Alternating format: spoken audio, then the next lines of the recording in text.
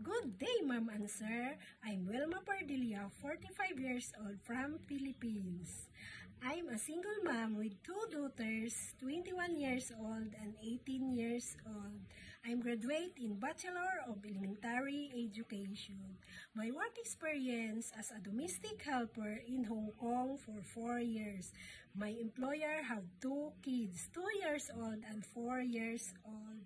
Every day I take care of the kids, feed him, do cleaning, ironing, cooking, and do marketing. My second work experience as a caretaker in Taiwan for 5 years. I take care grandmother and one kid, 5 years old. I take shower sometimes with grandmother and 5-year-old kid.